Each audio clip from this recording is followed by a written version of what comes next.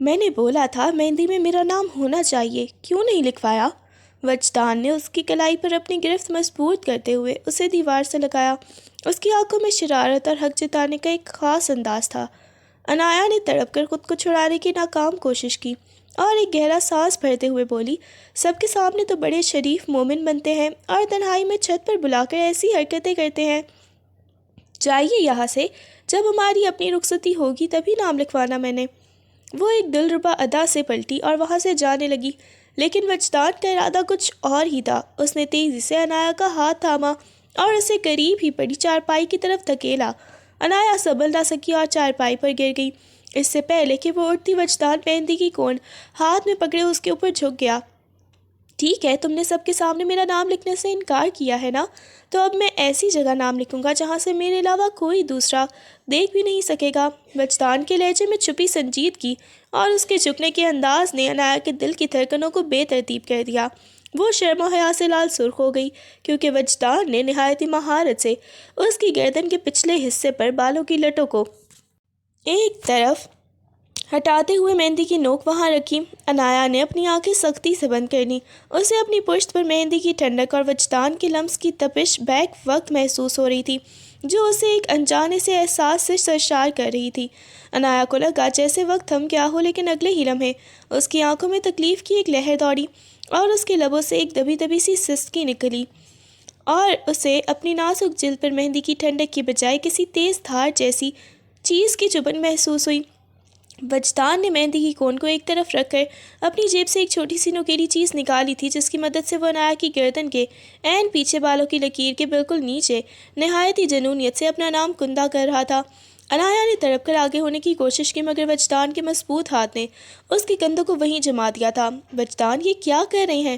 درد ہو رہا ہے مجھے، اس نے بھیگی آواز میں التجا کی، لیکن وجدان کے چہرے پر اس وقت ایک عجیب سا سکون اور جنون تھا، جیسے وہ اس تکلیف کے ذریعے اسے ہمیشہ کے لیے اپنی ملکیت کا نشان دے رہا ہو۔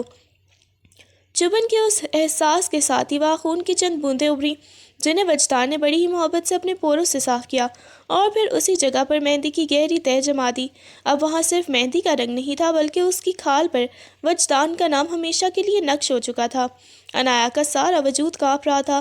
اس کی بند آنکھوں کے گوشوں سے ایک آنسو پھکل کر چارپائی کے بان میں جذب ہو گیا، جبکہ وجدان اس کے کان کے قریب جھک کر مدھم مگر فیصلہ کن لہجے میں بولا، اب یہ نام کبھی نہیں مٹ سکے گا۔ انایا، اب تم پر ہر لحاظ سے صرف میرا حق ہے۔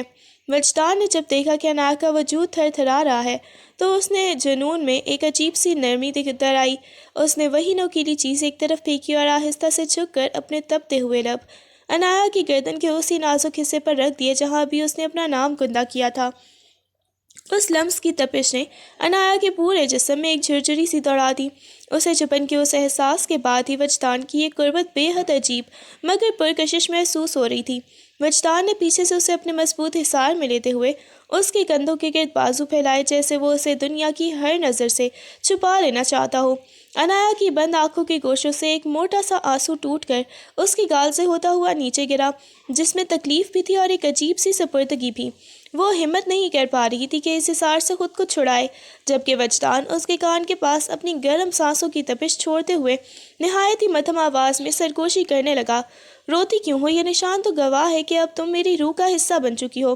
انایا نے سسکتے ہوئے اپنا سر اس کے مضبوط سینے پر ٹکا دیا، جہاں وجدان کے دل کی تیز دھڑکنیں صاف سنائی دے رہی تھی، جو اب صرف اسی کے نام کی مالا جپ رہی تھی۔ اس خاموش چھت پر چاندنی کی ٹھنڈک اور ان دونوں کے درمیان موجود اس تپتے ہوئے احساس نے فضا کو ایک سحر انگیز خاموشی میں بدل دیا تھا۔ انایا نے ایک دم جھٹکے سے خود کو وجدان کے حصار سے آزاد کروایا۔ اس کی آنکھوں میں ابھی بھی آنسو کی نمی تھی اور دل کی دھڑکنیں قابو سے باہر تھیں۔ وہ ایک لمحہ بھی مزید وہاں نہیں رکنا چاہتی تھی، اس لیے اپنے دوپٹے کو سنبھالتی ہوئی دیوانہ وار سیڑھیوں کی طرف بھاگی۔ اسے پیچھے مڑ کر دیکھنے کی ہمت بھی نہیں ہو رہی تھی کہ کہیں وجدان اسے دوبارہ نہ روک لے۔ سیڑھیاں اترتے ہوئے اس کی رفتار اتنی تیز تھی کہ اسے اپنے سامنے کا ہوش بھی نہ رہا۔ جیسے ہی وہ سیڑھیوں سے نیچے اتری، سامنے سے آتے ہوئے فارس سے اس کی زوردار ٹکر ہوئی۔ فارس، جو خاموشی سے ادھر ہی آ رہا تھا، اچانک ہونے والے اس حملے پر بوکھلا گیا۔ انایا کا توازن بگڑا اور وہ پیچھے کی طرف گرنے لگی۔ اس کی آنکھیں خوف سے پھیل گئیں، لیکن اس سے پہلے ہی کہ وہ زمین پہ جا ٹکراتی، فارس نے پھرتی سے آگے بڑھ کر اپنے مضبوط بازو اس کے گرد پھیلا دیے اور اسے گرنے سے بچا لیا۔ عنایا کی سانسیں اکھڑتی ہوئی تھی اور وہ سہمی ہوئی ہرنی کی طرح فارس کے سینے سے لگی کانپ رہی تھی، جبکہ فارس کی الجھی ہوئی نظریں اس کے چہرے اور گردن پر لگی تازہ مہندی کے نشان پر ٹھہر گئیں، جہاں درد کی سرخی ابھی واضح تھی۔ فارس کی گرفت سے خود کو چھڑاتے ہوئے عنایا نے ایک لمحہ بھی ضائع نہیں کیا اور تیزی سے قدم بڑھاتی اپنے کمرے میں جا گھسی۔ کمرے کا دروازہ بند کرتے ہی اس نے آئینے کے سامنے کھڑے ہو کر دیکھا، جہاں گردن پر ابھی بھی ابری جبن اب شدید جلن میں بدل چکی تھی۔ وجدان کے نام کا وہ نشان مہندی کے نیچے دہک رہا تھا، لیکن اس تکلیف میں بھی ایک عجیب سی مٹھاس تھی۔ وہ ابھی اپنی حالت سنبھال ہی رہی تھی کہ اچانک کمرے کا دروازہ کھلا اور اس کی کزنز کا ایک ٹولا ہنستا مسکراتا اندر داخل ہوا۔ اوہ، ہوا یہاں تو چھپ کر کچھ خاص تیاریاں چل رہی ہیں، ماریا نے عنایا کی گردن پر لگی تازہ اور گہری مہندی کو تارتے ہوئے شرارت سے کہا۔ سب لڑکیاں اس کے گرد گھیرا ڈال کر کھڑی ہو گئیں اور جب انہوں نے مہندی کے نیچے چھپی اس سرخی اور خاص جگہ پر بنے نشان کو دیکھا تو کمرہ قہقہوں سے گونج اٹھا۔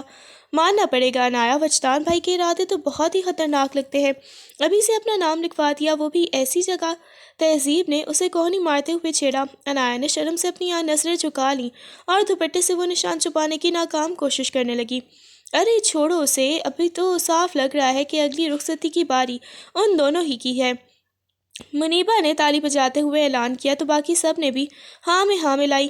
عنایا کا چہرہ حیا سے گلاب کی طرح کھل اٹھا، اس کی آنکھوں میں ابھی تھوڑی دیر پہلے والی نمی اب ایک دلکش چمک میں بدل گئی تھی۔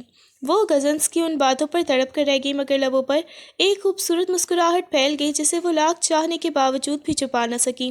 وہ جتنا شرماتی لڑکیاں اسے اتنی ہی زیادہ چھیڑتیں اور پورے کمرے میں اس کے آنے والی نئی زندگی کی خوشیوں کا چرچا ہونے لگا۔ اگلے دن تایا کی بیٹی کی بارات کا تھا، اس لیے گھر بھر میں گہما گہمی عروج پر تھی۔ پارلر سے تیار ہو کر آنے کے بعد سب لڑکیاں اور گھر والے جلدی جلدی میرج ہال کے لیے روانہ ہو گئے، لیکن عنایا ابھی تک اپنے کمرے میں ہی تھی۔ اسے وجدان کے ساتھ جانا تھا، اسی لیے وہ ذرا دیر سے تیار ہو رہی تھی۔ اس نے ہلکے گلابی اور سنہری کام والا بھاری لہنگا پہن رکھا تھا جو اس کے حسن کو چار چاند لگا رہا تھا، لیکن وہ ایک مشکل میں پھنسی ہوئی تھی۔ عنایا آئینے کے سامنے کھڑی اپنے گلے کا خوبصورت جڑاؤ نیکلس پہننے کی کوشش کر رہی تھی، مگر اس کے پیچیدہ ہکس بار بار اس کے ہاتھ سے پھسل رہے تھے۔ اس نے کئی بار کوشش کی کہ خود ہی اسے سیٹ کر لے، لیکن وہ اس کی زلفوں میں الجھ جاتا۔ اسی دوران اس کی گردن پر کل والا وہ نشان جو اب مہندی کے گہرے رنگ میں بدل چکا تھا آئینے میں صاف نظر آ رہا تھا، جسے دیکھ کر اس کے دل میں ایک عجیب سی ہلچل ہونے لگی۔ وہ اپنی پریشانی میں اس قدر مگن تھی کہ اسے پتہ ہی نہیں چلا کہ کب کمرے کا دروازہ کھلا اور وجدان جو سیاہ واسکٹ اور سفید کرتے میں بے حد پرکشش لگ رہا تھا خاموشی سے اندر داخل ہوا اور اس کے عین پیچھے آ کھڑا ہوا۔ عنایا نے آئینے میں اس کا عکس دیکھا تو اس کے ہاتھ وہیں تھم گئے اور سانسیں سینے میں ہی رک سی گئیں۔ وجدان نے آئینے میں عنایا کے سہمے ہوئے مگر مسحور کن عکس کو دیکھا اور آہستہ سے اس کے ہاتھوں سے نیکلس تھام لیا۔ اس کے لمس کی تپش محسوس کرتے ہی عنایا نے بے اختیار اپنی آنکھیں موند لیں۔ وجدان نے نہایت ہی نفاست سے وہ بھاری نیکلس اس کے گورے گلے میں پہنایا اور ہک بند کرتے وقت اس کی انگلیاں دانستہ طور پر عنایا کی گردن پر کل والے نشان کو چھو گئیں۔ عنایا کے وجود میں ایک جھرجھری سی دوڑ گئی۔ اس سے پہلے کہ وہ کچھ کہہ پاتی وجدان نے جھک کر اپنے تپتے ہوئے لب اسی نشان پر رکھ دیے۔ میں نے کہا تھا نا کہ یہ نام اب کبھی نہیں مٹے گا۔ وجدان کی سرگوشی عنایا کے پور پور میں اترتی چلی گئی۔ وہ گلابی لہنگے اور بھاری زیورات میں کسی اپسرا سے کم نہیں لگ رہی تھی۔ اس کے چہرے پر حیا کی سرخی اور آنکھوں میں سپردگی کا وہ انوکھا امتزاج تھا جس نے وجدان کے ضبط کے سارے بندھن توڑ دیے۔ وجدان نے اسے کندھوں سے پکڑ کر اپنی طرف موڑا۔ عنایا نے کانپتے ہوئے لبوں اور اس کے سراپے کی کشش نے وجدان کو اپنے صحن میں ایسا جکڑا وہ خود پر قابو نہ رکھ سکا اور آہستہ سے اس کے گلابی لبوں کی جانب جھک گیا۔ عنایا نے گھبرا کر اس کے کرتے کو اپنی مٹھیوں میں بھینچ لیا، جبکہ وجدان اس کے حسن کی تپش میں پگھلتا ہوا اس کے بالکل قریب ہو گیا۔ وجدان کی آنکھوں میں جنون کی وہ کیفیت تھی جو عنایا نے پہلے کبھی نہیں دیکھی تھی۔ اسے اپنے سامنے اس قدر حسین اور دلکش روپ میں دیکھ کر اس کے صبر کا دامن ہاتھ سے چھوٹ گیا۔ اس نے تڑپ کر عنایا کے لبوں پر اپنے لب رکھے اور اس کے احتجاج کو اپنے جنون میں بدل دیا۔ عنایا نے اسے پیچھے دھکیلنے کی کوشش کی، اس کی سانسیں اکھڑ رہی تھیں۔ وجدان کیا کر رہے ہیں؟ ابھی ہماری رخصتی نہیں ہوئی، چھوڑیں مجھے، سب انتظار کر رہے ہوں گے۔ اس نے ہانپتے ہوئے التجا کی، مگر وجدان پر اس وقت کسی بھی بات کا اثر نہیں ہو رہا تھا۔ اس نے ایک ہی جھٹکے سے اپنی واسکٹ اور قمیض اتار کر دور پھینکی۔ اس کا تبتا ہوا وجود اور جنون سے بھری نظریں عنایا کو خوفزدہ بھی کر رہی تھیں، اور ایک انجانی سی لذت سے آشنا بھی۔ تم میری ہو عنایا۔ اس نشان کے بعد اب کسی اور مصلحت کی ضرورت نہیں رہی، اس نے گرجدار مگر دھیمے لہجے میں کہا، اور اسے بازوؤں میں بھر کر بیڈ کی طرف لے گیا۔ عنایا کی تمام تر مزاحمت دھری کی دھری رہ گئی جب وجدان نے تمام حدیں پار کرتے ہوئے اس پر اپنا وہ حق وصول کرنا شروع کیا جس کی تڑپ اس کے وجود میں برسوں سے تھی۔ اس بند کمرے میں عنایا کی دبی دبی سسکیاں اور وجدان کی بے تاب سانسیں گواہ تھی کہ اب وہ دونوں ایک دوسرے میں مکمل طور پر ضم ہو چکے تھے۔ اس لمحے نہ کوئی رسم آڑے آئی اور نہ ہی رخصتی کا انتظار، وہاں صرف دو روحوں کا ملاپ تھا۔ وجدان نے جب اسے اپنے حصار سے آزاد کیا تو عنایا کی حالت غیر تھی۔ اس کے بال بکھرے ہوئے، مسلی ہوئی مہندی اور آنکھوں میں موجود ڈھیروں آنسو اس کی کیفیت کا پتہ دے رہے تھے۔ وہ ایک لمحہ بھی وہاں نہیں رکی اور دیوانہ وار بیڈ سے اٹھ کر باتھ روم کی طرف آ گئی، جہاں اس نے اندر سے کنڈی چڑھا کر خود کو قید کر لیا۔ وجدان نے ایک گہرا سانس لیا اور فرش پر پڑی اپنی قمیض اٹھا کر دوبارہ پہننے لگا۔ اس کے چہرے پر ابھی بھی اس غربت کا سرور تھا، مگر اسے اندازہ تھا کہ اس نے حد پار کر دی ہے۔ کچھ دیر بعد جب دونوں دوبارہ تیار ہو کر باہر نکلے تو کمرے کی فضا بوجھل تھی۔ وجدان نے بالوں کو سیٹ کیا اور عنایا کے قریب آ کر اس کا ہاتھ تھامنا چاہا، لیکن عنایا نے تڑپ کر اپنا ہاتھ پیچھے کھینچ لیا۔ اس کا چہرہ آنسوؤں سے بھیگا ہوا تھا اور ناک غصے سے لال ہو رہی تھی۔ چلے جائیے یہاں سے، مجھے آپ کے ساتھ کہیں نہیں جانا، وہ ہچکیاں لیتے ہوئے بولی۔ اس کے لہجے کی تلخی اور آنکھوں کی ناراضگی وجدان کو بے چین کرنے لگی۔ عنایا میری بات سنو، سب ہال میں انتظار کر رہے ہوں گے۔ وجدان نے اسے منانے کی کوشش کی مگر عنایا نے رخ پھیر لیا۔ میں نے کہا نا میں نہیں جاؤں گی، آپ نے میرا بھروسہ توڑا ہے، میں اب آپ کی شکل بھی نہیں دیکھنا چاہتی۔ وہ روتے ہوئے صوفے پر ڈھیر ہو گئی۔ اس کی ضد اور ناراضگی دیکھ کر وجدان کو احساس ہوا کہ اب اسے زبردستی لے جانا ممکن نہیں۔ وہ ہارے ہوئے قدموں کے ساتھ کمرے سے باہر نکل گیا، جبکہ پیچھے عنایا اپنے دکھ اور ندامت کے ساتھ تنہا ہی رہ گئی۔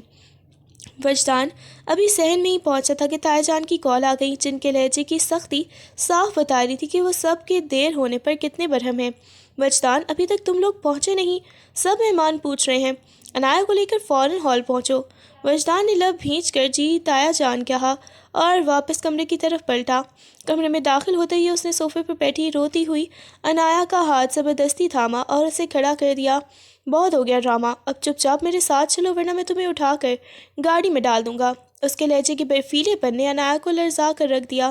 وہ سسکیاں لیتی ہوئی خاموشی سے اس کے ساتھ چلنے لگی، لیکن اس کی آنکھوں سے گرتے آنسو اس کے اندرونی ٹوٹ پھوٹ کی گواہی دے رہے تھے۔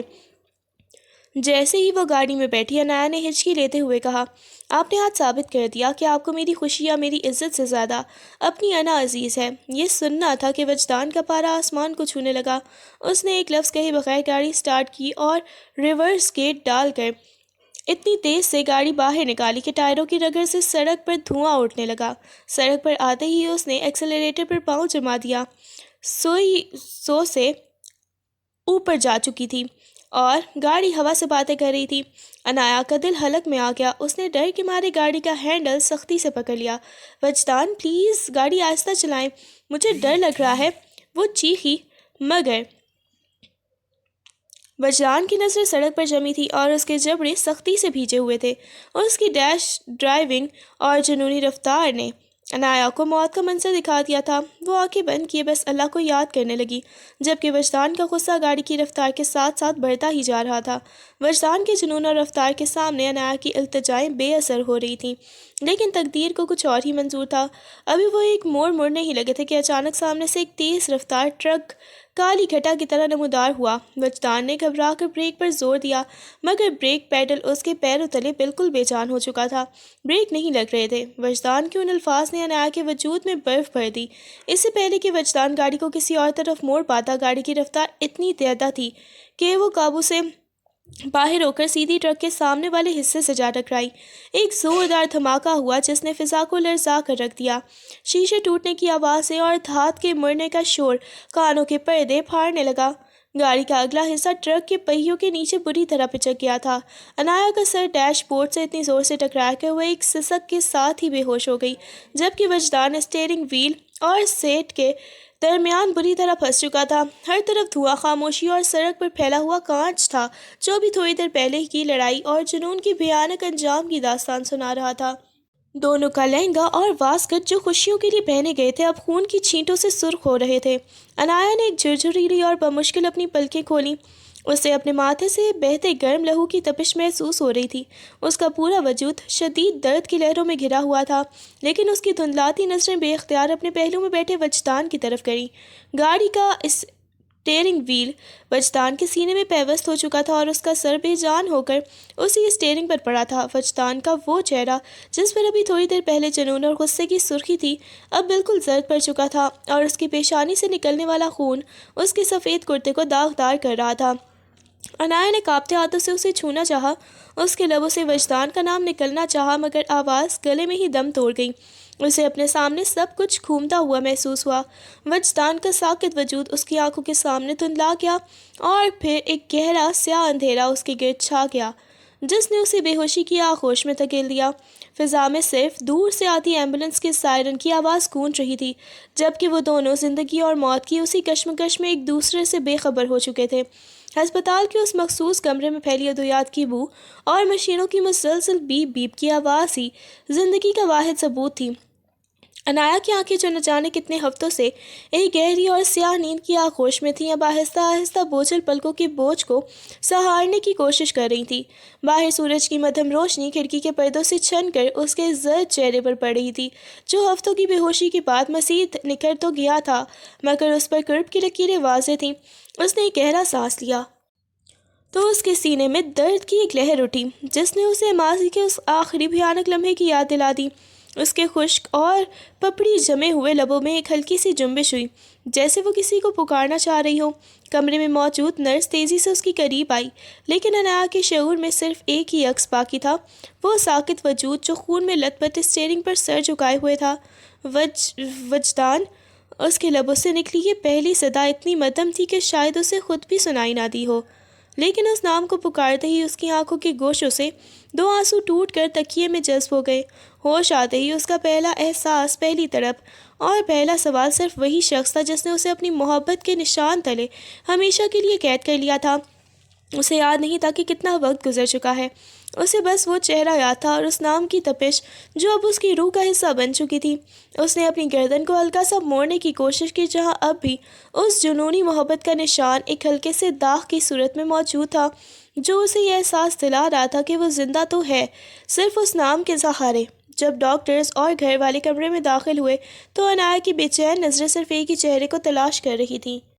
اس کی ماں نے سسکتے ہوئے اس کا سر چوما، لیکن جب انایا نے بار بار وجدان کے بارے میں پوچھا تو پورے کمرے میں ایک ایسی خاموشی چھا گئی جو موت سے بھی زیادہ گہری تھی۔ امی، وجدان کہاں ہے؟ اسے بولے وہ مجھ سے ناراض نہ ہو، وہ کیوں نہیں آ رہا؟ انایا کی آواز میں ایک عجیب سی گھبراہٹ تھی۔ اس کی تائی جان نے پھٹ پڑنے والے لہجے میں روتے ہوئے بتایا، وہ ہمیں چھوڑ گیا انایا، وہ اسی رات دم توڑ گیا تھا۔ یہ سننا تھا کہ انایا کے وجود میں جیسے ایک دھماکہ ہوا۔ نہیں، ایسا نہیں ہو سکتا۔ وہ ایک دل خراش چیخ مار کر بیڈ سے اٹھنے کی کوشش کرنے لگی۔ مشینوں کی تاریں اور ڈرپ اس کے ہاتھوں سے کھنچ گئیں، مگر اسے اپنی تکلیف کا احساس تک نہ تھا۔ وہ پاگلوں کی طرح اپنے بال نوچنے لگی اور چلانے لگی، مجھے وجدان کے پاس جانا ہے، تم سب جھوٹ بول رہے ہو، وہ مجھے چھوڑ کر کہیں نہیں جا سکتا۔ گھر والوں نے اسے سنبھالنے کی کوشش کی، اسے باہوں میں جکڑا، مگر وہ ایک بپھری ہوئی ہرنی کی طرح تڑپ رہی تھی۔ میری غلطی تھی، میں نے اسے غصہ دلایا، میں نے کہا تھا مجھے اس کی شکل نہیں دیکھنی، یہ سب میری وجہ سے ہوا ہے۔ اس کی آواز ہسپتال کی راہداریوں میں گونج رہی تھی، وہ خود کو پیٹ رہی تھی اور بار بار اپنی گردن پر موجود اس نشان کو چھو رہی تھی جو اب اس کے پاس وجدان کی واحد نشانی تھی۔ وجدان، دیکھو میں مان گئی ہوں، میں تمہارے ساتھ ہال چلنے کو تیار ہوں، واپس آ جاؤ وجدان۔ اس کی حالت دیکھ کر پتھر دل انسان بھی رو پڑے۔ وہ محبت جو ایک جنون سے شروع ہوئی تھی اب ایک لازوال پچھتاوے اور عمر بھر کے ماتم میں بدل چکی تھی۔ اس کا رواں اب اس اعتراف سے لرز رہا تھا کہ اس کی ضد نے اس کی زندگی کا سب سے قیمتی سرمایہ اس سے چھین لیا ہے۔ 2 مہینے کا عرصہ گزر چکا تھا، لیکن انایا کے لیے یہ وقت جیسے وجدان کے جنازے کے ساتھ ہی رک گیا تھا۔ وہ ایک زندہ لاش بن چکی تھی جس کی دنیا صرف وجدان کے کمرے اور اس کی یادوں تک ہی محدود تھی، لیکن پچھلے چند دنوں سے اس کے وجود میں ایک عجیب سی نکاہت اور تبدیلی آ رہی تھی، جیسے وہ کمزوری سمجھ کر نظر انداز کر رہی تھی۔ ایک صبح جب وہ اٹھی تو اسے شدید متلی کا احساس ہوا۔ وہ دوڑ کر واش بیسن تک پہنچی اور مسلسل وامٹنگ ہونے لگی۔ اس کا پورا وجود لرز رہا تھا اور سر چکرا رہا تھا۔ جیسے ہی وہ سنبھلنے کے لیے دیوار سے لگی، اس کے ذہن میں ایک بجلی سی گوندی اور وہ ٹھٹک کر رہ گئی۔ حساب لگاتے ہی اس کے پیروں تلے سے زمین نکل گئی۔ 2 مہینے۔ اس کے سینے میں خوف کی ایک لہر دوڑی اور وہ وہیں فرش پر ڈھیر ہو گئی۔ نہیں، یہ نہیں ہو سکتا۔ اس نے کانپتے ہاتھوں سے اپنے پیٹ کو چھوا۔ اسے وہ رات یاد آئی جب وجدان نے تمام حدیں پار کر دی تھیں۔ وہ تڑپ اٹھی کیونکہ معاشرے کی نظر میں ابھی ان کی رخصتی نہیں ہوئی تھی۔ ان کا رشتہ صرف نکاح تک کا تھا، جس کا علم بھی صرف گھر والوں کو تھا۔ دنیا کی نظر میں وہ ابھی کنواری تھی اور وجدان تو اسے اس طوفان میں تنہا چھوڑ کر مٹی تلے جا سویا تھا۔ وجدان، آپ نے یہ کیا کر دیا؟ میں اب کس کو منہ دکھاؤں گی؟ وہ ہچکیاں لے کر رونے لگی۔ اسے اپنے گرد لوگوں کی باتیں، تایا ذات، کزنز کے طنز اور معاشرے کی انگلیاں محسوس ہونے لگیں۔ وہ نشان جو وجدان نے اس کی گردن پر چھوڑا تھا، اب اس کے وجود کے اندر ایک نئی زندگی کی صورت میں پنپ رہا تھا۔ اسے ڈر لگنے لگا کہ اگر گھر والوں کو پتہ چلا تو وہ اسے جیتے جی مار دیں گے۔ وہ خوفزدہ نظروں سے کمرے کے دروازے کو دیکھنے لگی، جیسے باہر کھڑا ہر شخص اس کا مجرم ہو۔ اس کی محبت کا وہ آخری گناہ اب اس کے لیے ایک ایسی سزا بننے والا تھا جس کا سامنا کرنے کی ہمت اس کے پاس نہیں تھی۔ رات کی خاموشی میں عنایا اپنے کمرے میں اکیلی تھی کہ اچانک اسے اپنا سر گھومتا ہوا محسوس ہوا۔ نکاہت اور ذہنی دباؤ اس کی برداشت سے باہر ہو چکا تھا۔ اس نے سہارے کے لیے ہاتھ مارا، لیکن اس سے پہلے کہ وہ کسی چیز کو تھام پاتی، اس کی آنکھوں کے سامنے اندھیرا چھا گیا اور وہ ایک زوردار آواز کے ساتھ فرش پر گر کر بے ہوش ہو گئی۔ آواز سن کر فارس، جو قریب ہی ہال میں موجود تھا، تیزی سے کمرے کی طرف بھاگا۔ عنایا کو فرش پر ساکت پڑا دیکھ کر اس کے ہاتھ پاؤں پھول گئے۔ اس نے گھبرا کر عنایا کو پکارا، اسے جھنجھوڑا، مگر اس کے وجود میں کوئی جنبش نہ ہوئی۔ فارس نے ایک لمحہ ضائع کیے بغیر اسے اپنی باہوں میں اٹھایا اور نیچے کھڑی گاڑی کی طرف بھاگا۔ ہسپتال پہنچنے تک فارس کا دل بری طرح دھڑک رہا تھا۔ وہ بار بار آئینے میں پیچھے پڑی عنایا کو دیکھتا، جس کا زرد چہرہ چاندنی میں اور بھی بھیانک لگ رہا تھا۔ ہسپتال پہنچتے ہی اس نے اسٹریچر منگوایا اور ڈاکٹر سے اسے فوری دیکھنے کی التجا کی۔ ڈاکٹرز نے عنایا کو ایمرجنسی وارڈ میں منتقل کر دیا، جبکہ فارس باہر کوریڈور میں بے چینی سے چکر کاٹنے لگا۔ اسے سمجھ نہیں آ رہا تھا کہ عنایا کی یہ حالت اچانک کیوں ہوئی، لیکن اس کے دل میں ایک انجانا سا خوف سر اٹھا رہا تھا۔ وہ ابھی اسی شش و پنج میں تھا کہ ڈاکٹر وارڈ سے باہر نکلے اور فارس کی طرف دیکھتے ہوئے ایک ایسا انکشاف کیا جس نے اس کے پیروں تلے سے زمین نکال دی۔ ڈاکٹر کے جانے کے بعد فارس ساکت و جامد راہداری میں کھڑا تھا۔ اس کی آنکھیں پھیلی ہوئی تھیں اور وہ جیسے سانس لینا بھول گیا ہو۔ جب وہ عنایا کے کمرے میں داخل ہوا تو عنایا کو ہوش آ چکا تھا۔ اسے ہوش میں دیکھ کر بھی فارس خاموش رہا۔ اس کے چہرے پر ایک عجیب سی سختی اور کرب تھا جو عنایا سے چھپا نہ رہا۔ وہ سمجھ گئی کہ ڈاکٹر نے فارس کو سب بتا دیا ہے۔ عنایا نے تڑپ کر بیڈ پر اٹھنے کی کوشش کی۔ اس کی آنکھوں سے آنسوؤں کا سیلاب رواں ہو گیا اور وہ ہچکیاں لیتے ہوئے بولنے لگی، فارس، خدا کے لیے میری بات سنیں، میں نے کوئی گناہ نہیں کیا، میں کوئی گنہگار عورت نہیں ہوں۔ اس کی آواز میں ایسی بے حسی تھی کہ یہ دیواریں بھی کانپ اٹھیں۔ فارس نے کوئی جواب نہیں دیا، وہ بس کھڑکی کی طرف رخ کیے ساکت کھڑا رہا، جیسے اس کا وجود پتھر کا ہو چکا ہو۔ عنایا نے روتے ہوئے اسے اس رات کی تمام سچائی بتا دی، وہ مہندی والا نشان، وجدان کا وہ پاگل پن، ان کے درمیان ہونے والا وہ سب کچھ، اور پھر وہ حادثہ۔ وہ ایک ایک لفظ ٹوٹے ہوئے لہجے میں بیان کرتی رہی۔ فارس، اس میں میرا کوئی قصور نہیں تھا، وہ میرا نکاحی شوہر تھا، وہ اس وقت اپنا آپ کھو چکا تھا۔ فارس نے ایک دم پیچھے مڑ کر اسے دیکھا۔ اس کی اپنی آنکھیں بھی سرخ ہو رہی تھیں، مگر اس کے لہجے میں ایسی تلخی اور دکھ تھا جو عنایا کا کلیجہ چیر گیا۔ وہ نہایت ہی بے رخی اور بے دلی سے بولی، عنایا، تم یہ سب مجھے کیوں بتا رہی ہو؟ میں کون ہوں تمہارا؟ اس نے گہرا سانس لیا اور دکھ بھرے لہجے میں بات جاری رکھی، جس نے یہ سب کیا وہ تو مٹی تلے جا سویا اور تمہیں اس طوفان میں تنہا چھوڑ گیا۔ اب یہ سچائی تم اپنے سینے میں دفن رکھتی یا کسی کو بتاتی، اس سے کیا فرق پڑتا ہے؟ مجھے یہ سب بتا کر تم نے میرے لیے جینا اور مشکل کر دیا ہے۔ فارس کی آواز میں چھپا ہوا دکھ بتا رہا تھا کہ وہ شاید ہمیشہ سے عنایا کے لیے کوئی جذبہ رکھتا تھا جو اب اس انکشاف کے بعد خاک میں مل چکا تھا۔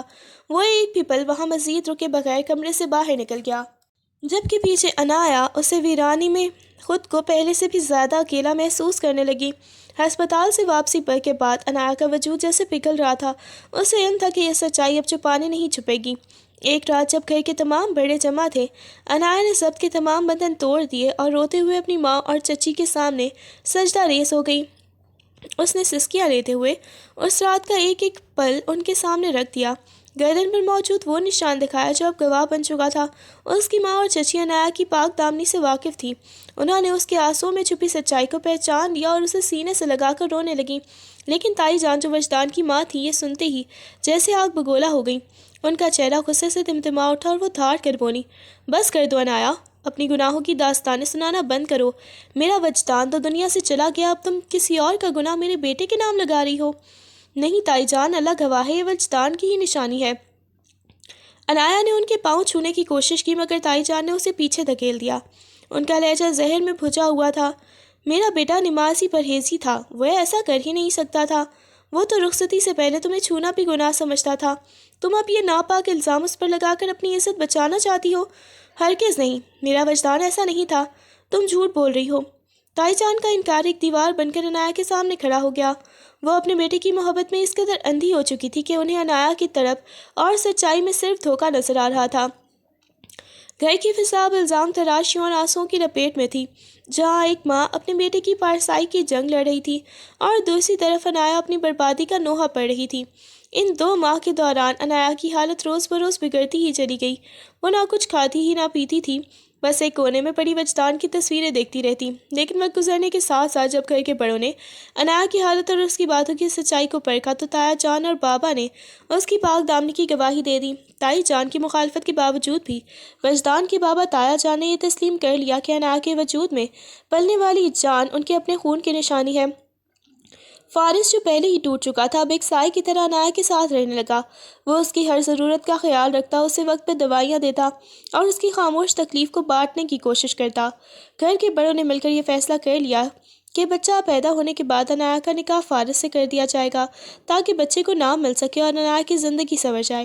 عنایا نے جب یہ سنا تو اس نے شدت سے انکار کیا، وہ کسی اور کو وجدان کی جگہ دینے کا تصور بھی نہیں کر سکتی تھی، مگر اس کی آواز نکار خانے میں طوطی کی آواز ثابت ہوئی۔ 9 ماہ کا کٹھن سفر کٹ گیا اور عنایا نے خوبصورت بیٹے کو جنم دیا جس کی شکل ہو بہو وجدان جیسی تھی۔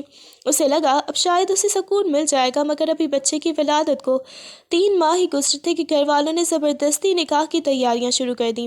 عنایا روتی رہی، چلاتی رہی کہ وہ صرف وجدان کی بیوہ بن کر جینا چاہتی ہے، مگر تایا جان اور اس کے اپنے باپ نے اس کی ایک نہ سنی۔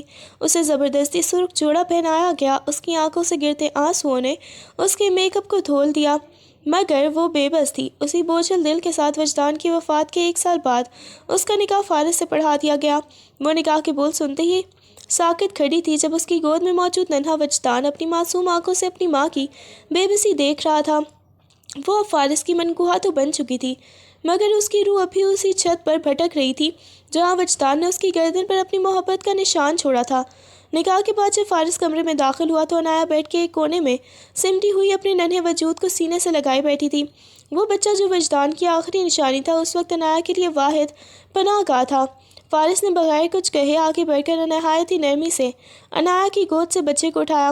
عنایا نے ایک پل کے لیے اسے روکنا چاہا، اس کی آنکھوں میں خوف اور بے یقینی تھی، لیکن فارس کی سنجیدگی دیکھ کر وہ لب بھینچ کر رہ گئی۔ فارس کمرے سے باہر گیا اور بچہ اپنی ماں کے حوالے کر کے جب واپس لوٹا تو اس نے کمرے کا دروازہ اندر سے بند کر دیا۔ عنایا کا دل زور زور سے دھڑکنے لگا، وہ سہم کر بیڈ کی پشت سے لگ گئی، اسے وہ پرانا وقت یاد آنے لگا جب تنہائی اس کے لیے صرف اذیت کا پیغام لاتی تھی۔ فارس خاموشی سے اس کے قریب آ کر بیڈ پر بیٹھ گیا اور اس سے پہلے کیا عنایا کچھ کہہ پاتی اس نے نہایت ہی نرمی سے اسے اپنی باہوں کے حصار میں لے کر اپنے مضبوط چوڑے کندھے سے لگا لیا۔ عنایا کا وجود پتھر کی طرح سخت ہو رہا تھا، لیکن فارس نے کوئی زبردستی نہیں کی۔ اس نے نہایت ہی شفقت سے عنایا کے بکھرے ہوئے بالوں میں اپنی انگلیاں چلانا شروع کیں۔ اس کے لمس میں شہوت نہیں بلکہ ایک ایسا سکون اور اپنائیت تھی جیسے وہ عنایا کی روح پر لگے زخموں کو سہلانا چاہتا ہو۔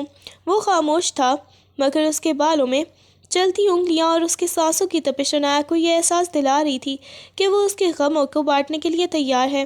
عنایا جو اتنے عرصے سے خود کو ایک بوجھ تلے دبا محسوس کر رہی تھی، فارس کے اس بے لوث انداز پر ضبط نہ کر سکی اور اس کے کندھے پر سر رکھے خاموشی سے بہنے لگی۔ فارس اسے خود سے لگائے خاموشی سے اس کے دکھ سمیٹتا رہا، جیسے وہ اسے یقین دلا رہا ہو کہ اب وہ اس طوفان میں تنہا نہیں ہے۔ عنایا نے تڑپ کر اس کے حصار سے نکلنے کی کوشش کی، اس کی سسکیاں اب باقاعدہ رونے میں بدل چکی تھیں۔ مجھے چھوڑ دیں فارس، خدا کری مجھے جانے دیں، میں کسی اور کی جگہ نہیں لے سکتی، میں صرف وجدان کی ہوں۔ وہ ہانپتے ہوئے بولی۔ فارس نے اس کی التجا پر کان دھرنے کے بجائے اس کی گرفت اور مضبوط کر دی اور جھک کر اس کی گردن کے اسی حساس حصے پر اپنے لب رکھ دیے جہاں اس کے دکھوں کا آغاز ہوا تھا۔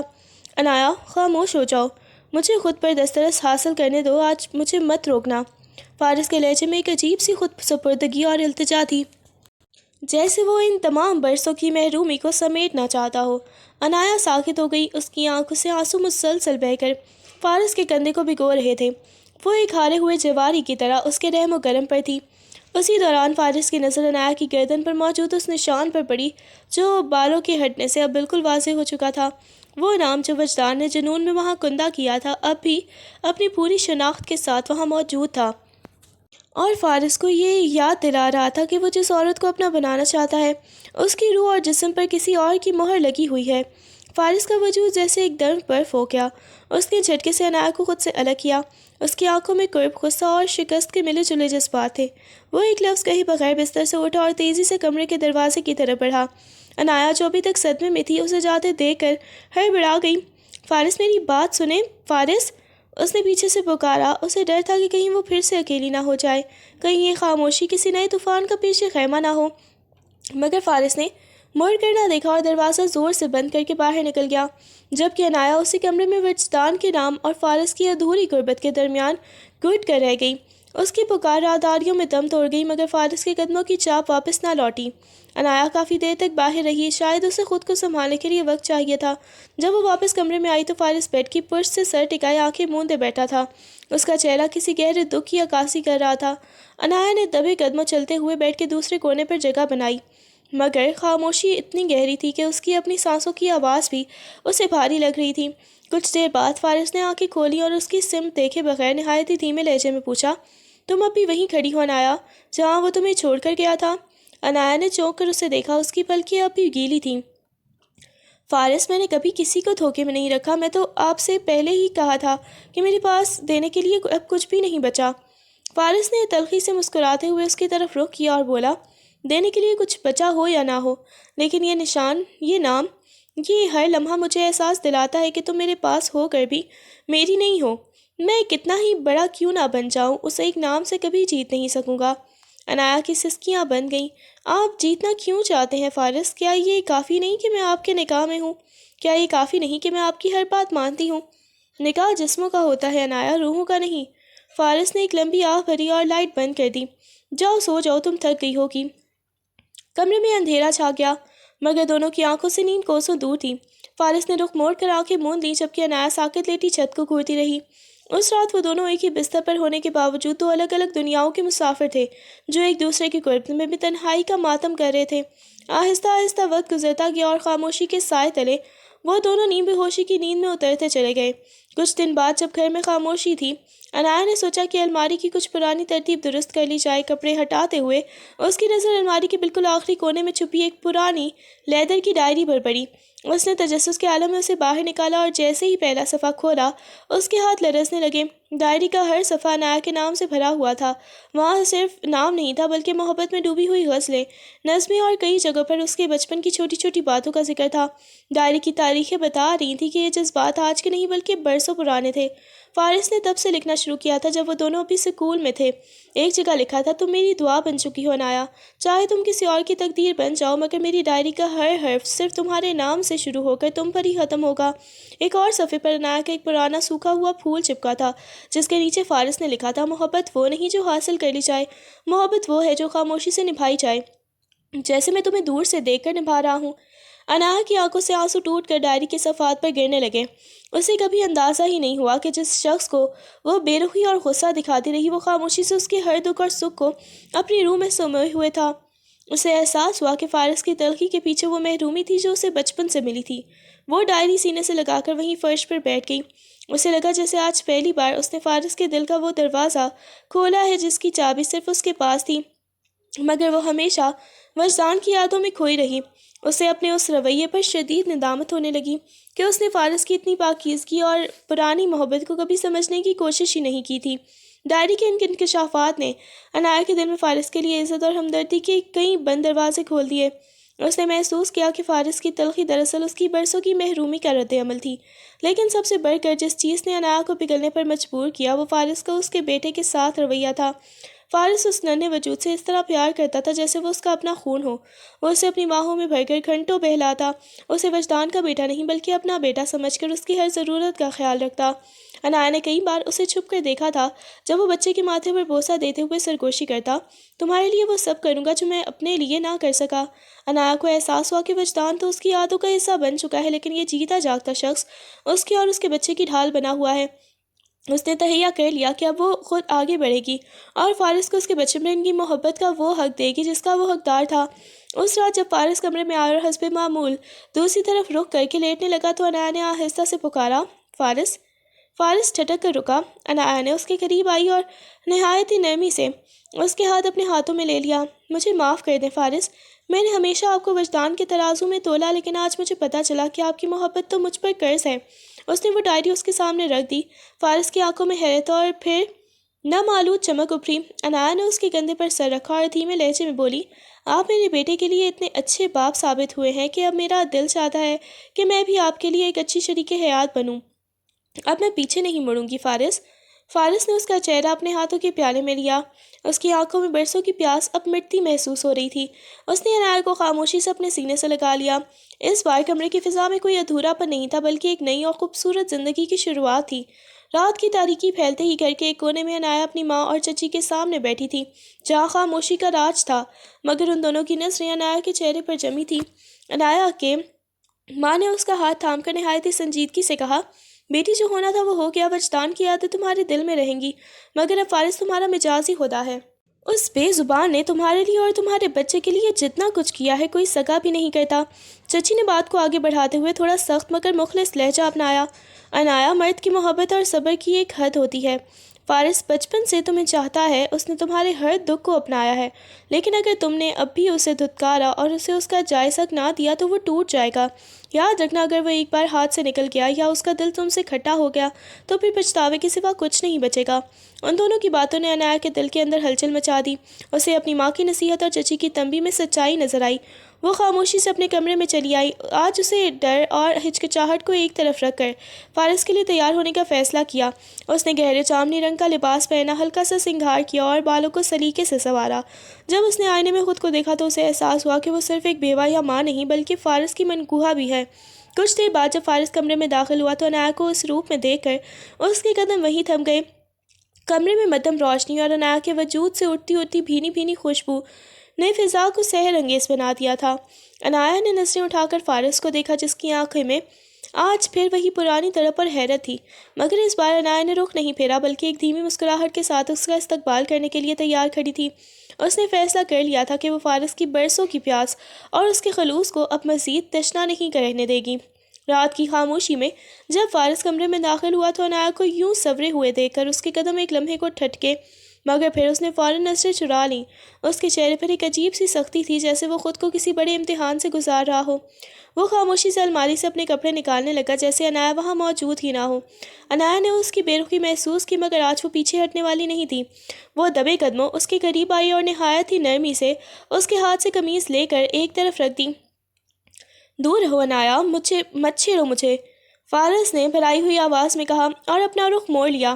اس کے لہجے کی سختی اس کے اندر مچنے والے طوفان کو چھپانے کی ناکام کوشش کر رہی تھی۔ عنایا کے لبوں پر ایک دل آویز مسکراہٹ آئی۔ اس نے شرارت اور اپنائیت سے اس کے بازو پر گرفت مضبوط کی اور سرگوشی کی، کیوں نہ چھیڑوں؟ اور اگر میں کہوں کہ میں چھیڑوں گی تو؟ فارس نے تڑپ کر اسے دیکھا۔ اس کی آنکھوں میں برسوں کی محرومی اور آج کی بے قراری صاف جھلک رہی تھی۔ تم پچھتاؤ گی عنایا، میں انسان ہوں، میرا صبر جواب دے رہا ہے، اس نے تنبیہ بھرے لہجے میں کہا۔ عنایا اس کی بات پر ہنس دی، ایک ایسی ہنسی جس میں فارس کے لیے تسلیم و رضا کا پیغام تھا۔ پچھتاوا تو تب ہوتا جب کوئی اپنا نہ ہو، آپ تو میرے لیے اپنے ہیں، یہ کہہ کر اس نے اپنا سر فارس کے سینے پر رکھ دیا۔ عنایا کی یہ ہنسی اور قربت فارس کے ضبط کے بندھن توڑنے کے لیے کافی تھی۔ اس نے ایک دم سے عنایا کو اپنی مضبوط باہوں میں بھرا اور اس پر جھک گیا۔ اس بار عنایا نے نہ تو اسے روکا اور نہ ہی خوف زدہ ہوئی، بلکہ اس کی آنکھوں میں آنکھیں ڈال کر اسے اپنا ساتھ دیا۔ فارس نے برسوں سے ادھورا اپنا حق آج نہایت ہی شدت اور محبت سے وصول کیا۔ اس رات کمرے کی دیواروں نے ایک نئی داستان محبت کو جنم لینے دیکھا۔ جہاں پچھتاووں کی جگہ سکون نے لے لی تھی اور تنہائی کی جگہ ایک دوسرے کی دھڑکنوں نے لے لی تھی۔